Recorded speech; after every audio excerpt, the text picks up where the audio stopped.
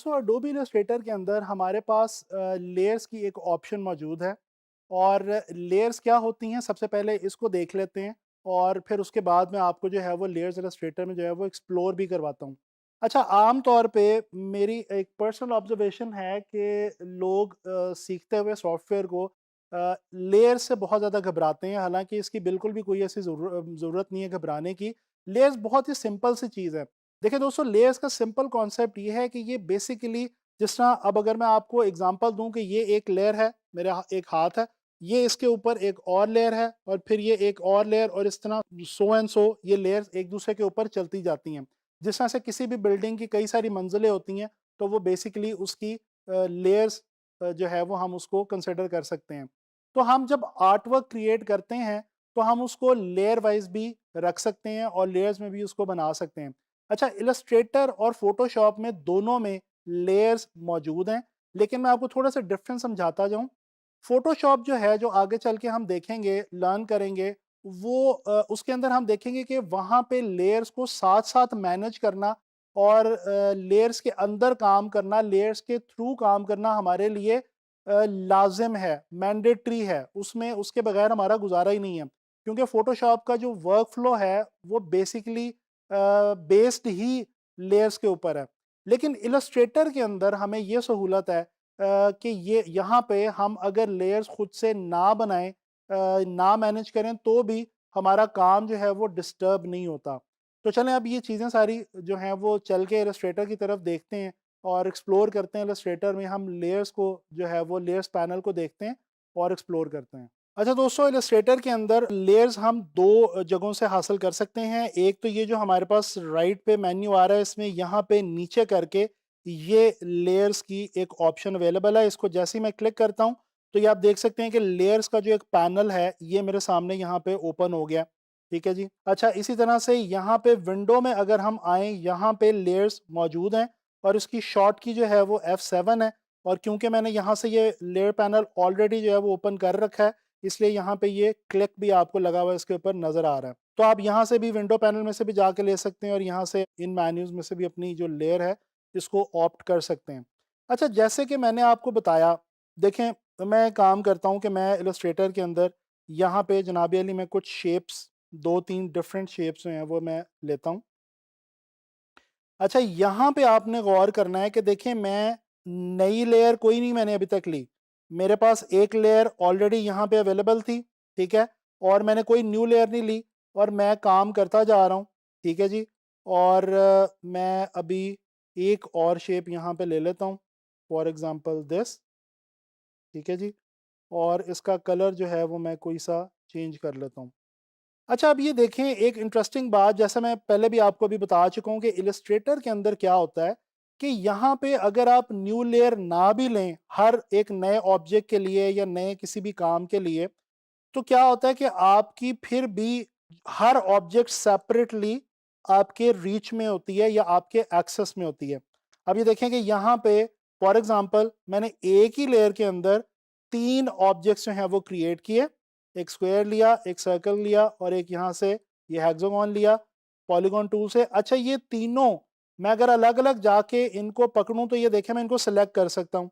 अच्छा, लिहाजा ये पता चला कि इलस्ट्रेटर में लाजमी नहीं है लेयर में काम करना, लेकिन यस, कई सिचुएशंस के अंदर आपको लेयर पैनल जो है ये काफ़ी ज़्यादा हेल्प कर सकता है और आपको आसानी हो सकती है। मिसाल के तौर पे आप कोई ज़रा डिटेल्ड आर्ट वर्क क्रिएट कर रहे हैं और उसमें आप चीज़ों को थोड़ा सा सेपरेट रखना चाहते हैं और आप चाहते हैं कि आपकी चीज़ें डिफरेंट लेयर्स में रहें और स्टेप बाय स्टेप आप उसको परफॉर्म करें अपने आर्ट वर्क को, तो डेफिनेटली आप लेयर्स में आके काम कर सकते हैं और ये आपको बिल्कुल फ़ायदा देगा। अच्छा, यहाँ पे ये देखें, मैं आपको थोड़ा सा एक्सप्लेन करता चलूँ इस वाले पैनल को। ये देखें, मैंने अभी ये तीन चीज़ें बनाई और आपने नोट किया कि यहाँ पे लिखा हुआ है जी लेयर 1।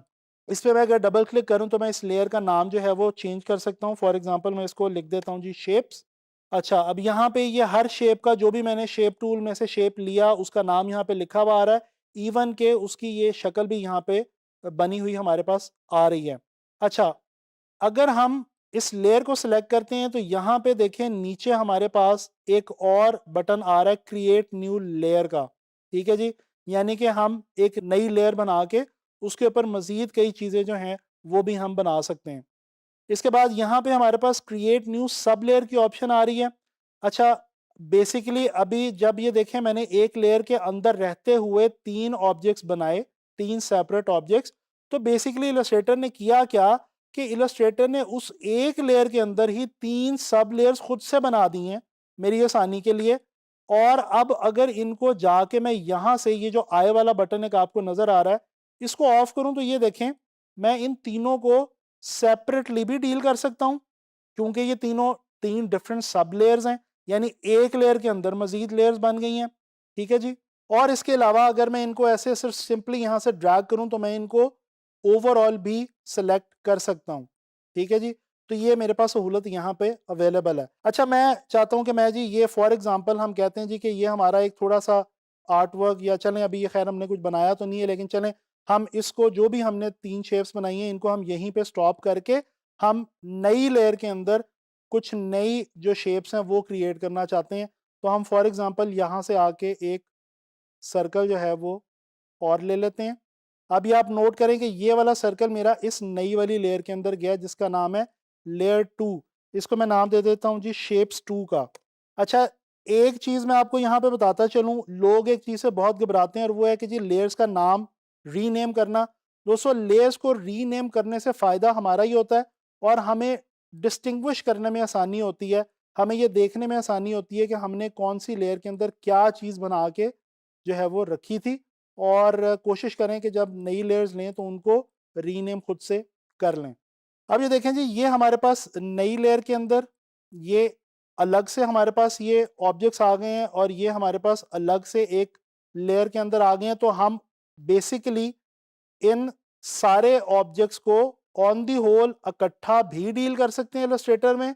और हम अगर इनको 2 सेपरेट लेयर्स के तौर पे भी अगर डील करना चाहें, कोई भी अमल इनके साथ करना चाहें, तो वो हम अलग-अलग भी कर सकते हैं। ये अलग-अलग लेयर्स में हमारे पास यहाँ पे मौजूद हैं। ये आप देख सकते हैं कि ये यानी यहाँ से आके अगर मैं ऑफ करूँ तो ये देखें इस लेयर में जो मेरी 2 शेप्स हैं ये ऑफ हो गई हैं। इसी तरह से ये मैं आपको पहले ही करके दिखा चुका हूँ ऑफ। ठीक है जी। तो ये हमारे पास एक सहूलत यहाँ पे आ जाती है।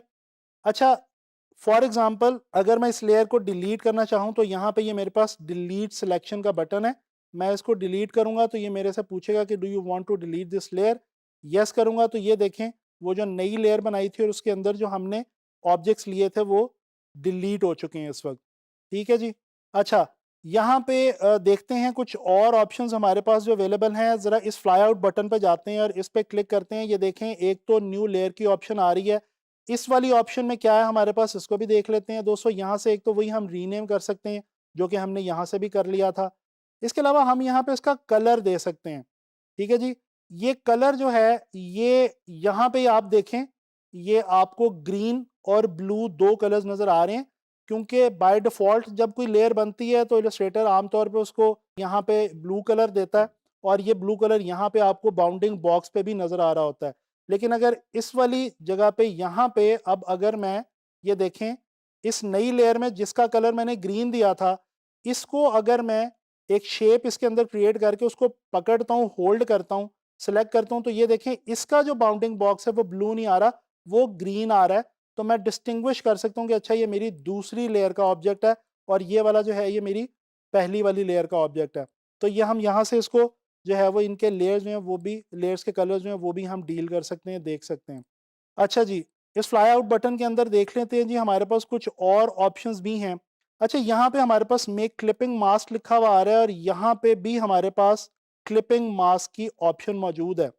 चलें ज़रा कुछ ऑब्जेक्ट्स जल्दी से लेते हैं और क्लिप मास्क देखते हैं कि यहाँ पे हम अगर क्लिप मास्क लगाएं तो उसका हमें क्या बेनिफिट होगा और इसमें बेसिकली हमें ये क्लिपिंग मास्क की जो ऑप्शन है ये क्यों दी गई है। ऑल्ट की मदद से मैं इसको जो है वो डुप्लिकेट कर लेता हूँ और मैं अभी फ़िलहाल इन्हीं शेप्स को जो है वो डुप्लिकेट कर रहा हूँ और इन्हीं को मैं जो है वो दोबारा कोई और कलर जो है वो दे देता हूँ ताकि हमारा टाइम बच जाए। अच्छा जी, अब ये मैंने कुछ शेप जो हैं ये डुप्लिकेट कर ली हैं और इनको मैंने कुछ डिफरेंट जो है वो कलर्स भी दे दिए हैं। इसको मैं थोड़ा-सा अपनी कॉम्पोज़िशन को जो है वो फैला देता हूँ और मैं क्या करता हूँ मैं अब यहाँ से एक लेता हूँ जी सर्कल लिप्स टूल की मदद से। ठीक है।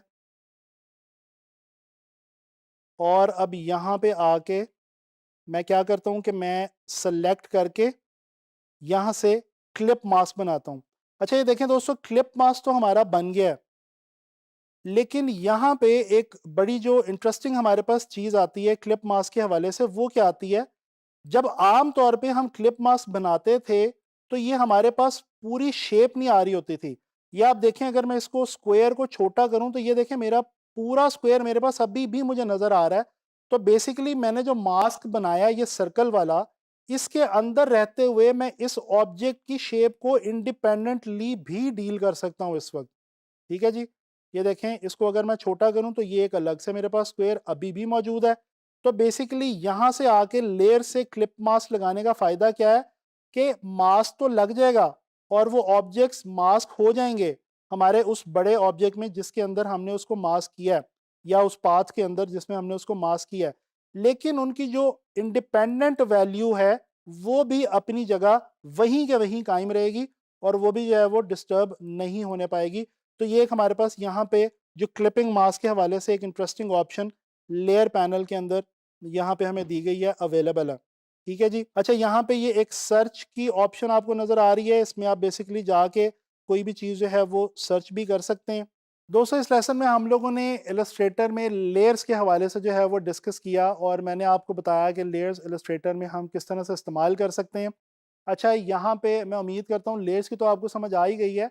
मैं ये भी आपको बताता चलूँ कि ये इलस्ट्रेटर के हवाले से हमारा जो है वो लास्ट लेसन था और आने वाले लेसन्स में हम इंशाल्लाह ताला किसी और सॉफ्टवेयर के साथ जो है वो मिलेंगे और मज़ीद चीज़ें जो है वो ग्राफिक डिज़ाइन के हवाले से लर्न करेंगे।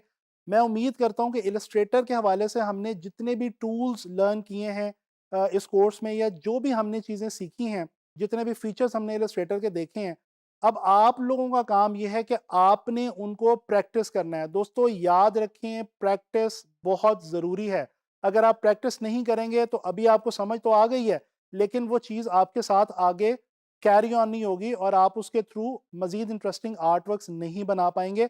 तो मेरी आप लोगों से ये रिक्वेस्ट है कि इन तमाम चीज़ों को जो हमने इलस्ट्रेटर में लर्न की हैं, आप लोगों ने प्रैक्टिस करना है और ज़्यादा से ज़्यादा इलस्ट्रेटर के हवाले से आपने चीज़ें जो है वो सीखनी है। मैं उम्मीद करता हूँ कि इन लेसन्स का आपको फ़ायदा होगा और आने वाले लेसन्स में भी इंशाल्लाह ताला हम इसी तरह की बहुत इंटरेस्टिंग चीज़ें ग्राफिक डिज़ाइन के हवाले से सीखते रहेंगे। तो इंशाल्लाह ताला मुलाकात होती है नेक्स्ट लेसन में।